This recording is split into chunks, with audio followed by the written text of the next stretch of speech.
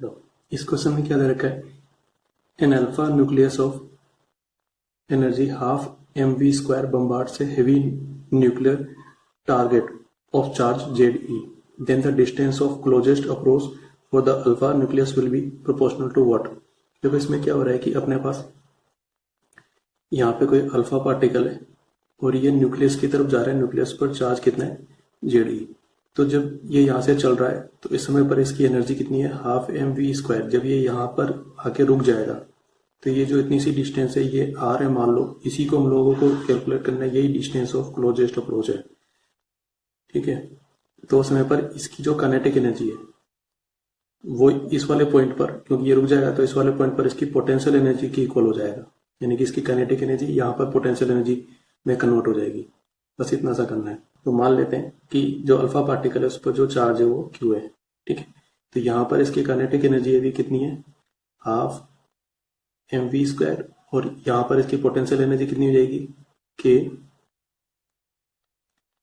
q Ze divided by ये distance r। k q1 q2 r होता है ना। अल्फा पार्टिकल दरअसल क्या होता है?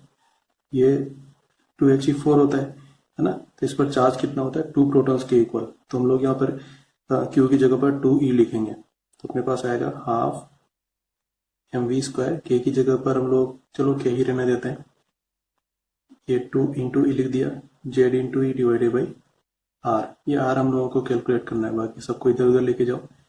तो देखो आर इक्वल, आर इधर लेके जा रहा हूँ, 2 इधर आ जाएगा ऊपर, 2 और 2 कितना हो जाएगा? 4k जेड ई² डिवाइडेड बाई एम और v² नीचे आ जाएंगे। ठीक है, ये हमारे पास में कुछ आ गया। अब क्या बोल रखा है? Then the distance of closest approach for the alpha nucleus will be proportional to what? किसके प्रोपोर्शनल है भाई? जेड ई के प्रोपोर्शनल है क्या? नहीं है। v² के प्रोपोर्शनल है क्या? नहीं है। 1/m के प्रोपोर्शनल है क्या? हाँ, ये हो सकता है 1/m।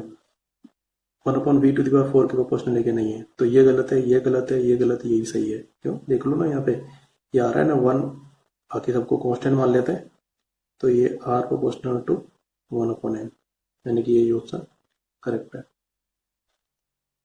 नेक्स्ट क्वेश्चन में क्या दे रखा है? 3 charges each plus q are placed at the corners of an isosceles triangle ABC। ठीक है, ABC पर प्लस q रखे हुए हैं, of sides BC and AC 2a, मतलब ये जो लेंथ 2a है और ये वाली जो लेंथ है ये भी 2a है। D and E are the mid points of BC and CA, ये इसका मिड पॉइंट है और ये इसका मिड पॉइंट है। The work done in taking a charge q from point D to E, कोई चार्ज कैपिटल Q है, उसको हम लोग D से लेकर E तक लेके जा रहे हैं, तो वर्क डन कितना होगा? देखो यहाँ पर हम लोग चार्ज कैपिटल Q को इधर से इधर लेके जा रहे हैं, तो कोई ना कोई इलेक्ट्रिक फील्ड में लेके जा रहे हैं। ठीक है, तो D और E का कोई ना कोई पोटेंशियल होगा। तो जब हम लोग एक जगह से दूसरी जगह पर चार्ज को लेके आते हैं तो work done is equal to होता है W is equal to Q into change in potential. तो ये हो जाता है Q। अब कैपिटल Q, यहाँ पर स्मॉल q की जगह हम लोगों को कैपिटल Q लिखना पड़ेगा, कैपिटल Q, और चेंज इन पोटेंशियल मतलब V2 माइनस V1। तो हम लोग D से E पर लेके जा रहे हैं, तो अभी हमारे पास में हो जाएगा Q VE माइनस VD। अब VE और VD निकालना है। अब देखो हम लोग E पर पोटेंशियल निकाल रहे हैं, तो A के कारण से तो ये डिस्टेंस कितनी आएगी? A। C के कारण से ये डिस्टेंस कितनी आएगी? A। और B के कारण से डिस्टेंस मान लो सपोज R है। ठीक है, तो VE जो आएगा वो आएगा A के कारण से KQ बाई A, फिर B के कारण से KQ बाई R, और फिर C के कारण से KQ बाई A। इस तरीके से आएगा। तो ये आएगा 2KQ by A plus KQ by R। इसी तरीके से D पर पोटेंशियल निकालना है, तो VD के लिए D की इससे डिस्टेंस पता है कितनी है? A। इसकी यहाँ से डिस्टेंस पता है A, और इसकी यहाँ से डिस्टेंस R ही होगी, क्योंकि ये आइसोसेलेस ट्राइंगल है ना। तो जितनी ये डिस्टेंस है उतनी ये डिस्टेंस है। तो D पर पोटेंशियल A के कारण से कितना आएगा? KQ by R। B के कारण से आएगा KQ बाई A, और C के कारण से KQ बाई A। ये दोनों प्लस हो जाएंगे, अपने पास आएगा 2KQ बाई A प्लस के क्यू बाई आर। अब ये दोनों तो सेम आ रहे हैं, इसका मतलब है V E minus V D is equal to कितना हो जाएगा, जीरो। तो ये जीरो हो जाएगा, तो work done is equal to कितना हो जाएगा, जीरो। आंसर है क्या? हाँ है, ये अपना आंसर है। अगले क्वेश्चन में क्या बोल रखा है, a particle of mass m and charge q is placed at rest, मतलब इनिशियल वेलोसिटी जीरो है, in a uniform electric field E and then released, उसके बाद उसको छोड़ दिया। The kinetic energy attained by the particle after moving a distance y is what. तो ये कुछ ऐसे हो सकते हैं कि अपने पास कोई इलेक्ट्रिक फील्ड है, सपोज लेफ्ट से राइट की तरफ है, और यहाँ पर कोई चार्ज क्यू हम लोगों ने रख रखा है, इसकी इनिशियल वेलोसिटी जीरो है, ठीक है। यहाँ से चल के ये बाई डिस्टेंस बाद यहाँ पहुंच गया, ठीक है। तो जब ये यहाँ से रिलीज किया गया था तो इस पर फोर्स कितना लग रहा था, क्यू इंटू ई लग रहा था, ठीक है। तो इसका एक्सेलरेशन कितना होगा, एफ अपॉन एम, यानी कि क्यू ई अपॉन एम। अब उसके बाद में हम लोग को यहाँ पर काइनेटिक एनर्जी चाहिए। मान लो यहाँ पर आने के बाद में वेलोसिटी वी हो आती है, तो काइनेटिक एनर्जी कितनी हो जाएगी, half M V square. V नहीं पता है, तो वी निकालने के लिए हम लोग ये वाला फॉर्मूला काम में ले लेते हैं, V square equal to U square plus 2as वाला फॉर्मूला, ठीक है। इसमें ए लेफ्ट से राइट की तरफ है और डिस्प्लेसमेंट भी लेफ्ट से राइट की तरफ है, तो हम लोग डायरेक्ट इसको काम में ले सकते हैं। यू तो जीरो था, 2a कितना है, क्यू ई अपॉन एम, और एस कितना है, वाई है। तो वी स्क्वायर की वैल्यू होगी 2 वाई अपॉन एम, ये उठा के यहाँ रख दो, तो काइनेटिक एनर्जी हो जाएगी हाफ एम, फिर 2 वाई अपॉन एम, 2 से 2 कैंसिल, एम से एम कैंसिल, तो कितना आ जाएगा, वाई। ये काइनेटिक एनर्जी है, ठीक है। कहीं पर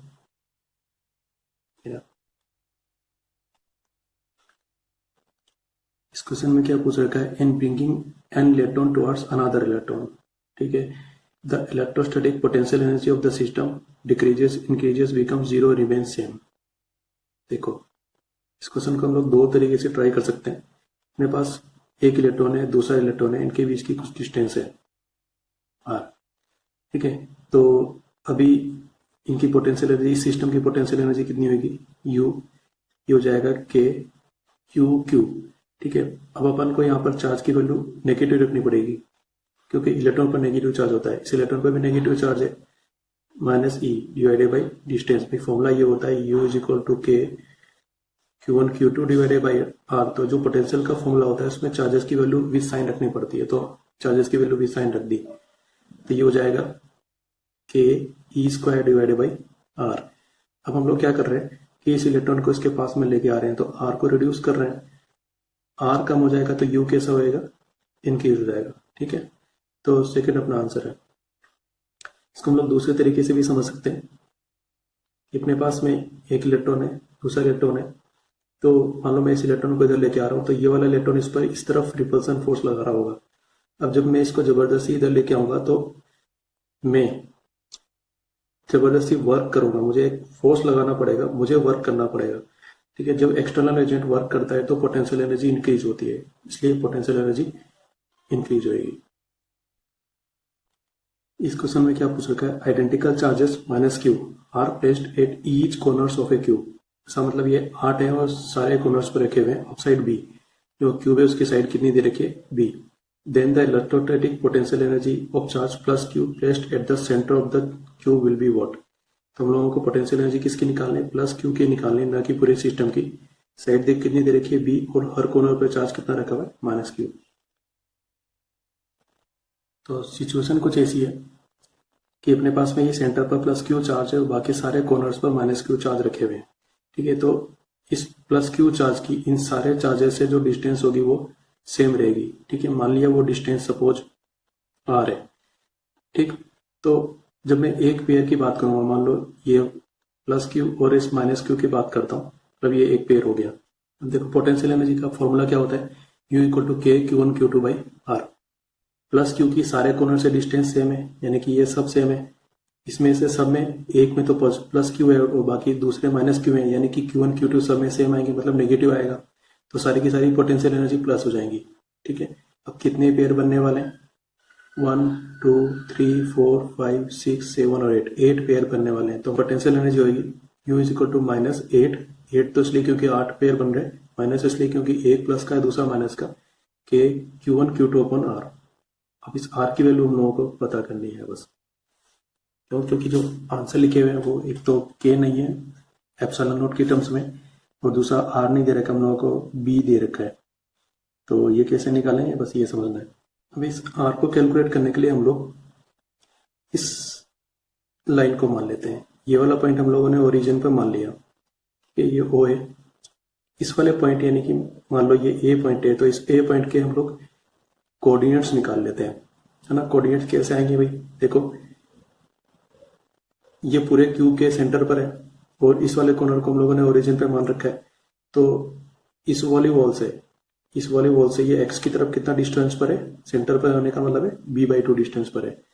तो क्यूब के जो कोऑर्डिनेट्स होंगे वो जाएंगे b/2 एक्स की तरफ, फिर नीचे से ऊपर की तरफ, यानी कि जो फर्श है इस फर्श से ऊपर की तरफ b/2 डिस्टेंस पर है, तो y की तरफ कितना हो गया b/2। इसी तरीके से z की तरफ, मतलब पीछे वाली जो वॉल है ना, इस वॉल से z की तरफ भी b/2 डिस्टेंस पर है, मतलब इस तरह से हाफ डिस्टेंस पर है, तो ये भी कितना हो जाएगा b/2। ठीक है, अब इसके पोजीशन वेक्टर कितने हो जाएंगे, vector O A equal to b/2 I के प्लस b/2 जे के प्लस b/2 के के। तो इसकी लेंथ कितनी हो जाएगी, उसको हम लोग r से लिख रहे हैं, ये अपना वेक्टर r है। तो r means modulus of vector r कितना आएगा भाई, रूट b²/4, फिर अगेन b²/4, फिर अगेन b²/4, तो 3 बार आ गया। तो ये हो जाएगा रूट में b²/4 इंटू 3, b²/4 तो बाहर आ जाएगा b/2 होके, और यहाँ √3 हो जाएगा। ये वैल्यू उठा के हम लोगों को यहाँ रख देनी है। तो u कितना आएगा, u आएगा -8, k की जगह मैं लिख रहा हूँ 4πε0, फिर ये q², और r नीचे आ रहा है, r को जब मैं यहाँ रखूंगा तो ये उल्टा हो जाएगा, इसका 2 ऊपर चला जाएगा और b √3 नीचे हो जाएगा, ये उल्टा हो गया। अब कुछ कैंसिल होएगा क्या, देखते हैं। ये कैंसिल हो जाएगा 2 टाइम्स, ठीक है, -2 और 2 कितना हो गया 4, q² अपॉन √3 को आगे लिख देते हैं, √3 πε0b है क्या ऐसा कुछ, हाँ है, ये अपना आंसर है। इस क्वेश्चन में क्या बोल रखा है, a bullet of mass 2 gram is having a charge of 2 microcoulomb, through what potential difference must it be accelerated starting from rest initial velocity 0 है to acquire speed of 10 metre पर second और final velocity 10 metre पर second है। मतलब हमारे पास में कोई बुलेट है, इसका इनिशियल वेलोसिटी यानी कि u इक्वल टू 0 है, और इसका final velocity v is equal to कितना हो गया 10 मीटर पर सेकेंड। ठीक है, इसका मास कितना दे रखा है, m 2 ग्राम दे रखा है, हम लोगों को इसको किलोग्राम में चेंज करना है। तो ये 2 डिवाइडेड बाई 1000 किलोग्राम हो जाएगा, क्योंकि सब कुछ बड़े यूनिट्स दे रखे हैं। चार्ज क्यू दे रखा है हम लोगों को 2 माइक्रोकूलोम, यानी कि 2 × 10⁻⁶ कूलोम।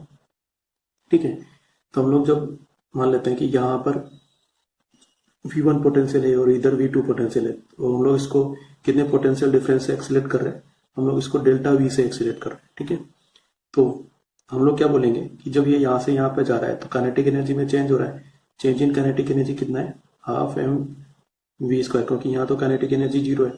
ये जो चेंज इन काइनेटिक एनर्जी ये वर्क डन के इक्वल होनी चाहिए। ठीक है, तो चार्ज को जब हम लोग डेल्टा V पोटेंशियल डिफरेंस से रन करते हैं तो वर्क डन कितना होता है, Q इंटू डेल्टा V। ये डेल्टा V हम लोगों को फाइंड आउट करना है, बाकी सब पता है। Q को इधर ले आओ, delta V equal to mv² upon 2Q, ये वैल्यू यहाँ रख दो। m कितना है 2 डिवाइडेड बाई 1000, v², v कितना भाई 10 मीटर पर सेकेंड, यानी कि ये 100 हो जाएगा, डिवाइडेड बाई ये 2 है, और q कितना है 2 × 10⁻⁶। बस इसको सॉल्व करना है। 00 से 00 कैंसिल, 2 से 2 कैंसिल।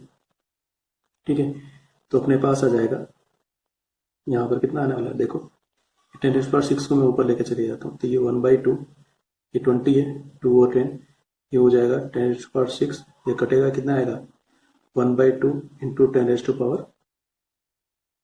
हो जाएगा। ठीक है, 1/2 कितना होता है 0.5, 0.5 इंटू 10⁵ हो जाएगा, तो ये कितना आएगा 5 इंटू 10⁴। अब ऐसा कोई आंसर तो दे नहीं रखा, 5 किलो वोट दे रखा है, तो किलो मीन्स 1000, तो ये एक्चुअली कितना है 5000 है।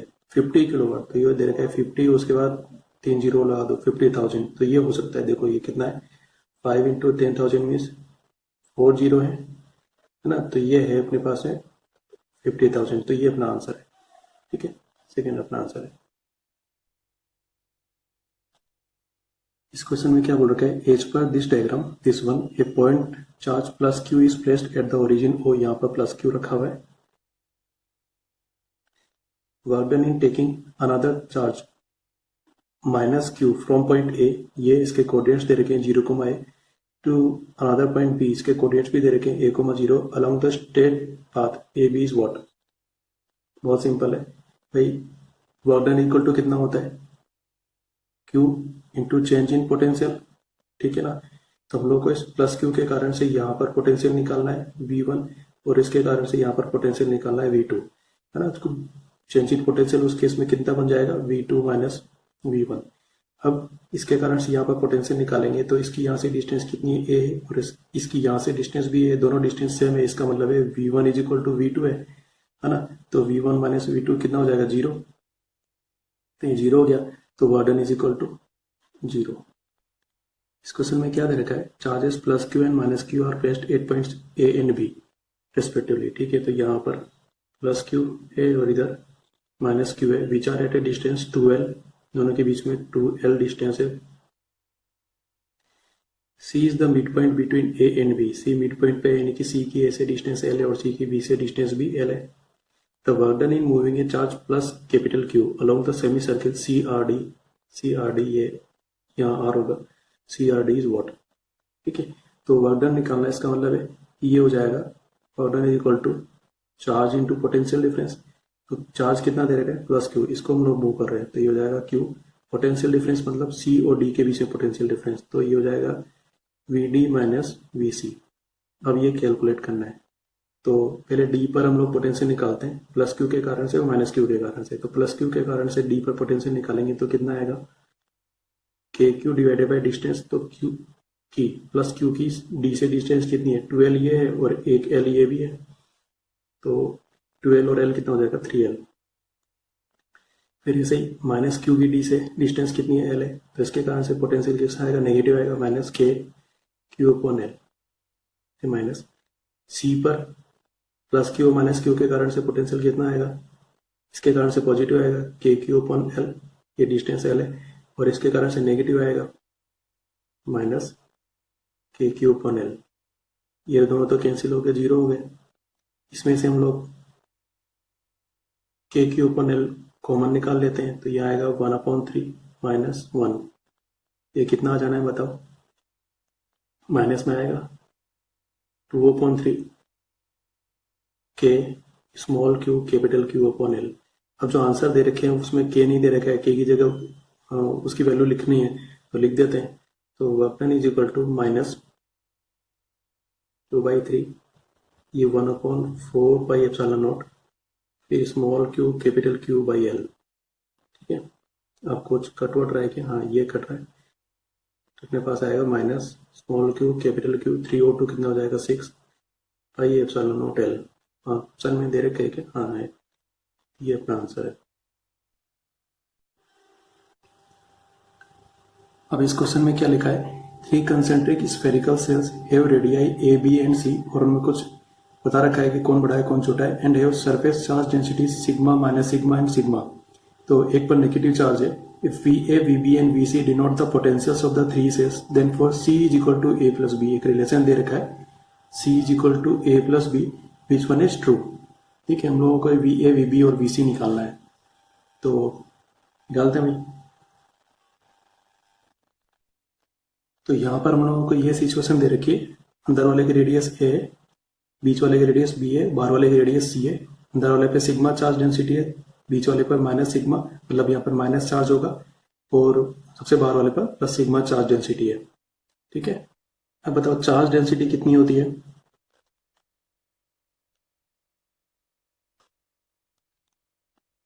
चार्ज डेंसिटी होता है भाई charge divided by area, surface के लिए बोल रखा है ना यहाँ पर। तो हम लोग सबके लिए चार्ज डेंसिटी और उसके हिसाब से चार्ज निकालते हैं। मान लो इस पर चार्ज Q1 है, इस पर चार्ज Q2 है और इस पर चार्ज Q3 है। तो पहले अंदर वाले के लिए हम लोग निकालते हैं, तो सिग्मा इज इक्वल टू कितना आएगा भाई? Q1 अपॉन इसका सरफेस एरिया 4πa²। इसको उधर लेके चले जाओ तो यहाँ से Q1 मिलेगा 4πa² सिग्मा। इसी तरीके से जब हम लोग Q2 निकालेंगे तो 4πb² सिग्मा आएगा, लेकिन अब माइनस आ जाएगा। ठीक है, तो Q2 आएगा अपने पास में माइनस 4πb² सिग्मा। और इसी तरह से जब Q3 की बात करेंगे तो इसके लिए रेडियस कितनी है? c है, तो ये हो जाएगा प्लस 4πc² सिग्मा। ठीक है, ये तीनों चार्जेस हम लोगों को पता चल गए। अब सबसे पहले मैं अंदर वाले पर पोटेंशियल निकाल रहा हूँ, तो इस पर इसके खुद के कारण से पोटेंशियल आएगा, इसके कारण से भी आएगा, इसके कारण से ये भी आएगा। ठीक है, ये भी इन दोनों के अंदर है। ठीक है, तो VA निकालते हैं।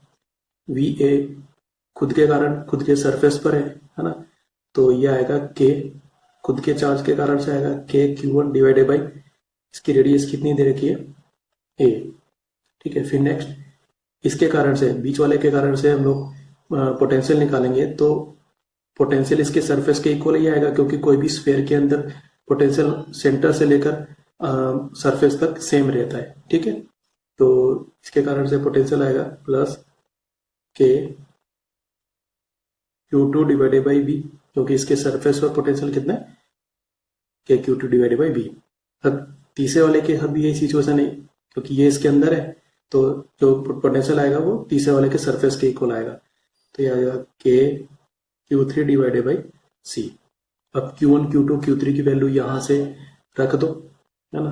अब हम लोग ये वैल्यू रखते हैं तो सब में कुछ चीज कॉमन आ रही है। देखो 4π सिग्मा तो सब में कॉमन है, तो मैं इसको पहले से ही बाहर निकाल के रख रहा हूँ। K सब में कॉमन आएगा, तो K बाहर निकाल लिया, 4π सिग्मा बाहर निकाल लिया। Q1 में क्या आएगा भाई?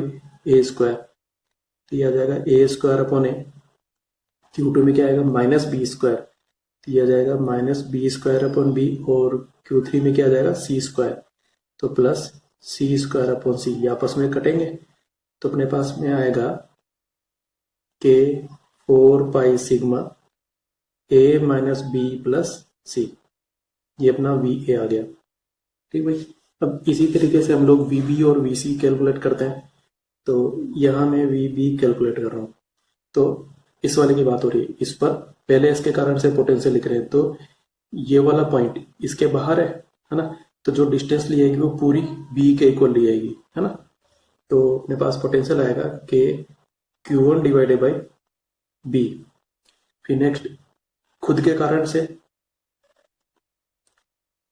K Q2 divided by B। फिर बाहर वाले के कारण से, तो इसके लिए अब ये अंदर हो गया, तो अब जो रेडियस आएगी वो C वाली ली जाएगी, हो जाएगा K Q3 divided by C। ठीक है, Q1 Q2 Q3 की वैल्यू लिखते हैं, और इसमें से पहले से 4π सिग्मा हम लोग कॉमन ले लेते हैं, तो K 4π सिग्मा हम लोगों ने कॉमन ले लिया, तो Q1 में कितना बचेगा? A², ये हो जाएगा A² अपॉन B। Q2 में माइनस आएगा और B² बचेगा, माइनस B² अपॉन B। और Q3 में C² आएगा, C² अपॉन C। यहाँ पर कुछ कैंसिल हो रहा है, तो K 4π सिग्मा, इधर तो कुछ नहीं कट रहा, A² अपॉन B, इधर आएगा माइनस B, इधर आएगा C। ये अपना VB हो गया।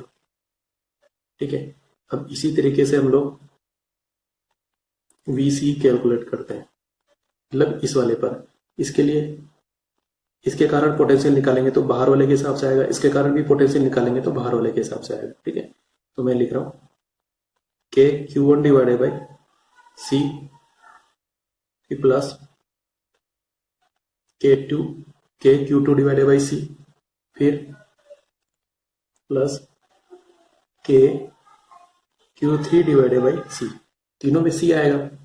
ठीक है, अब इनकी वैल्यू रख देते हैं Q1 Q2 Q3 की, और 4 पाई सिग्मा कॉमन ले लेते हैं कि 4 पाई सिग्मा कॉमन ले लिया तो यहाँ पर आएगा ए स्क्वायर अपॉन सी, फिर यहाँ आएगा माइनस बी स्क्वायर अपॉन सी, फिर यहाँ पर आएगा सी स्क्वायर अपॉन सी। तो अगर सी और सी स्क्वायर कैंसिल होंगे तो अपने पास आएगा कि 4 pi sigma A square upon C minus B square upon C plus C. अब है ना, ये VC है, ये VB है और ये V है, इनको कंपेयर करना है। तो कंपेयर करने के लिए हमारे पास में C equal to A plus B given है। अब इसको पुट करना कभी कभी डेंजरस फील कर सकता है, तो हम लोग क्या कर सकते हैं कि इनकी वैल्यू पुट करने की जगह पर इनको कुछ मान लेते हैं। A को 1 मान लो, B को 2 मान लो, तो C कितना हो जाएगा 3। अब ये मान के यहाँ पर वैल्यू रख देते हैं, तो ये आएगा के 4 पाई सिग्मा, A की जगह 1 रखा, B की जगह 2 रखा और C की जगह हम लोगों ने 3 रख दिया। तो बहुत आसान है, 3 और 1 4 माइनस 2 यानी कि 2 आएगा। तो 2 इंटू के 4 पाई सिग्मा। VB को कैलकुलेट करते हैं,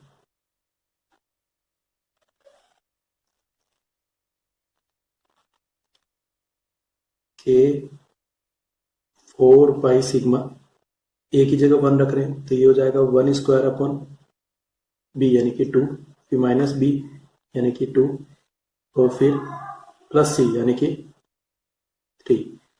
तो ये कितना आएगा बताओ जरा, 3 में से 2 गया 1 बचा, 1 प्लस हाफ कितना आएगा 3/2, तो ये हो जाएगा 3/2 के 4 पाई सिग्मा। ठीक है, नेक्स्ट अब BC कैलकुलेट कर लेते हैं। BC इक्वल टू आएगा के 4 pi sigma A square upon C यानी कि 1/3 minus B square upon C यानी कि 4/3, फिर उसके बाद में C यानी कि 3। अब इसको हम लोग कैलकुलेट करते हैं और इसका आंसर निकालते हैं, तो ये आएगा 2 के 4 पाई सिग्मा। अब देखो ये सारी की सारी वैल्यू कैसी आ रही है, चेक करो कौन किसके इक्वल है, कौन किसके इक्वल नहीं है। VA और VC इक्वल आ रहे हैं, लेकिन ये VB के इक्वल नहीं है। ठीक है, तो ऐसा कुछ दे रखा है क्या, VA और VC इक्वल है और ये VB के इक्वल नहीं है, तो हमारा आंसर क्या हो जाएगा फर्स्ट वाला। इस क्वेश्चन में 2 charges Q1 and Q2 are placed 30 cm apart as shown in the figure। Q1 और Q2 है, ये 30 सेंटीमीटर डिस्टेंस पर रखे हुए हैं। A third charge Q3 is moved along the arc of a circle of radius 40 centimetre. ये third charge Q3 है, इसको वही सर्किल पे हम लोग मूव कर रहे हैं और ये रेडियस अपन लोग को 40 सेंटीमीटर दे रखी है। फ्रॉम C to D, ये C से लेकर D तक आ रहा है। The change in the potential energy of the system is Q3 divided by 4 pi epsilon naught K, where K is what. तो हम लोगों को चेंज इन पोटेंशियल एनर्जी निकालना है और उसमें Q3 को 4 पाई एप्सिलॉन नॉट को छोड़कर जो लिखा हुआ आएगा वही K की वैल्यू है। ठीक है, कुलोम्ब में जैसे ये फॉर्मूला होता है ना, F इक्वल टू के Q1 Q2 divided by R square, तो ये जो K होता है ये K 1/4 पाई एप्सिलॉन नॉट किस में होता है, MKS यूनिट में होता है ना। ठीक है, तो इसका मतलब है कि हम लोगों को यहाँ पे सारी वैल्यूज को MKS में यूज करना है, लेकिन ये डिस्टेंसेस तो सेंटीमीटर में लिख के दे रखी है, तो हम लोग उनको पुट करते समय मीटर में कन्वर्ट करके लिखेंगे। मतलब हम लोग इसको लिखेंगे 30 डिवाइडेड बाई 100 और 40 वाले को लिखेंगे 40 डिवाइडेड बाई 100, बस इतना ध्यान रखना है। तो हम लोगों को यहाँ पर क्या निकालना है, change in the potential energy of the system पूरे सिस्टम की पोटेंशियल एनर्जी में चेंज निकालना है। ठीक है, तो सिस्टम की पोटेंशियल एनर्जी निकालने के लिए हम लोगों को कॉम्बिनेशंस बनाने पड़ेंगे। क्या क्या कॉम्बिनेशंस पॉसिबल है, तो एक कॉम्बिनेशन ये, एक कॉम्बिनेशन ये, तो एक कॉम्बिनेशन ये वाला आ जाएगा। ठीक है, तो इस तरीके से मेरे पास कॉम्बिनेशंस आएंगे, तो हम लोगों को इस डिस्टेंस की जरूरत पड़ेगी। तो ये डिस्टेंस हम लोग कैलकुलेट कर लेते हैं। अब इस वाले ट्राइंगल के अंदर ये 30 है 40 है, तो ये ऑटोमेटिकली 50 आएगा सेंटीमीटर में, है ना। जब मीटर में जरूरत पड़ेगी तो हम लोग इसको 50 डिवाइडेड बाई 100 लिख देंगे। ठीक है, तो हम लोग अब C वाली पोजीशन पर, जब चार्ज Q3 C पर है तो उस समय पर ये इस तरह से ट्राइंगल फॉर्म कर रहा है, तो उस वाली कंडीशन में पोटेंशियल एनर्जी लिख रहे हैं, तो उसको मैं U1 से बोल रहा हूँ, है ना। पहले मैं इस वाले पेयर को सेलेक्ट करता हूँ, तो अपने पास में आएगा K Q1 Q3 divided by इनके बीच की डिस्टेंस 40 है, तो इसका 100 मैं ऊपर लिख रहा हूँ और 40 को नीचे लिख रहा हूँ। फिर प्लस इस वाले पेयर को लिख रहा हूँ के Q2 Q3 divided by distance कितनी है 50। अब इसको ऊपर 100 से मल्टीप्लाई करें क्योंकि मीटर में लिखना है। फिर नेक्स्ट इस वाले पेयर को लिख रहे हैं हम लोग के Q1 Q2 divided by distance कितनी है 30 और ऊपर 100 आ जाएगा। ठीक है, अब इसमें से कुछ कॉमन आएगा क्या? इसमें से के आ जाएगा, 100 आ जाएगा कॉमन, और नीचे से चाहो तो 10 और निकाल लो तो अपने पास में आ जाएगा के 100 डिवाइडेड बाई 10, इधर आएगा Q1 Q3 डिवाइडेड बाई 4, इधर आएगा Q2 Q3 डिवाइडेड बाई 5, और इधर आएगा Q1 Q2 डिवाइडेड बाई 3। ये अपना U1 हो गया। अब हम लोग U2 लिखते हैं। U2 मतलब जब ये Q3 D पर आ जाएगा तब हमारे पास में इस तरह से कंडीशन बनेगी और तब हम लोगों को इस सिस्टम की पोटेंशियल एनर्जी लिखनी है। ठीक है, तो U2 जब ये C D पर आ गया तब क्या हो रहा है? तब उस कंडीशन में हमारे पास में सेम पेयर तो सेम बनने, Q1 और Q3 के बीच में, Q2 और Q3 के बीच में, और Q1 और Q2 के बीच में। ठीक है, लेकिन अब डिस्टेंसेस थोड़ी सी चेंज हो जाएंगी। तो मैं पहले Q1 और Q2 के बीच में लिख रहा हूँ, तो K Q1 Q2 इन दोनों के बीच में डिस्टेंस कितनी है 30। 100 से ऊपर मल्टीप्लाई करेंगे, 30 से डिवाइड करेंगे।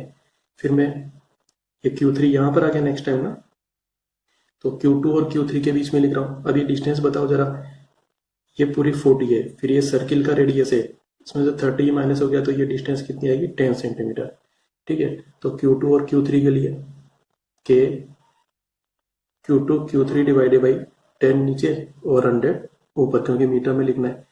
फिर उसके बाद में Q1 और Q3 के लिए के Q1 Q3 divided by Q1 और Q3 के बीच में डिस्टेंस कितनी है 30 और 10 40, ये हो जाएगा 40 और यहाँ पर 100। अब इसमें से कुछ कॉमन आ रहा है क्या? हाँ, के 100 डिवाइडेड बाई 10 कॉमन आ रहा है। यहाँ कितना आएगा Q1 Q2 डिवाइडेड बाई 3, इधर आएगा Q2 Q3 डिवाइडेड बाई 1, इधर आएगा Q1 Q3 डिवाइडेड बाई 4। अब हम लोगों को इन दोनों को माइनस करके देखना है कि चेंज इन पोटेंशियल एनर्जी कितना है। तो delta U is equal to U2 minus U1। जब हम लोग इन दोनों को माइनस करेंगे तो कुछ कैंसिल होने के चांस दिख रहे हैं क्या? देखो जरा, Q1 Q3 पर 4 यहाँ पर भी है, यहाँ पर भी है, तो ये दोनों कैंसिल हो जाएंगे। और कुछ चांस नजर आ रहा है क्या? हाँ, Q1 Q2 upon 3, Q1 Q2 upon 3 ये दोनों भी कैंसिल हो जाएंगे। ठीक है, बचेगा क्या? ये और ये। तो हम लोग इसमें से इसको माइनस कर रहे हैं तो यहाँ पर आएगा कॉमन, तो यही एक जैसा ही है कि 100 divided by 10 Q2 Q3 minus Q2 Q3 divided by 5। अब यहाँ पे चाहो तो इस 0 से 0 को कैंसिल कर दो, ये 10 के हो जाएगा, Q2 Q3 कॉमन ले लो। ठीक है, यहाँ आएगा 1 माइनस 1 अपॉन 5, कितना बचेगा 5 इधर चला जाएगा, 5 माइनस 1 4, 4 अपॉन 5 बचेगा। तो ये अपने पास हो जाएगा 10 इंटू 4 अपॉन 5 इंटू के Q2 Q3। ठीक है, यहाँ से 5 और 10 कटेंगे 2 टाइम्स। और देखो जो हम लोगों का आंसर लिखा ये क्या अलग है ना, हम लोगों को जो आंसर लिखा है उसमें इसके की जगह पर 4 पाइप सेलन नोट वगैरह लिखा हुआ है, तो हम लोग इसकी वैल्यू लिख देते हैं। ये तो कितना हो गया 8, और Q3 को मैं आगे लिख रहा हूँ। फिर उसके बाद में इसके एक की वैल्यू लिख दी 4 पाई एप्सिलॉन नॉट, और ये Q2 पीछे लिख दिया। ठीक है, अब देखो मैच करो इसको, Q3 upon 4 pi epsilon not ये रहा, Q3 upon 4 pi epsilon not, तो क्या बच गया 8 इंटू Q2। तो ये जो K है वो इससे मल्टीप्लाई हो रहा है, और यहाँ पर इसे क्या मल्टीप्लाई हो रहा है 8 इंटू Q2, तो K की वैल्यू कितनी हो जाएगी 8 इंटू Q2। ये रहा अपना आंसर।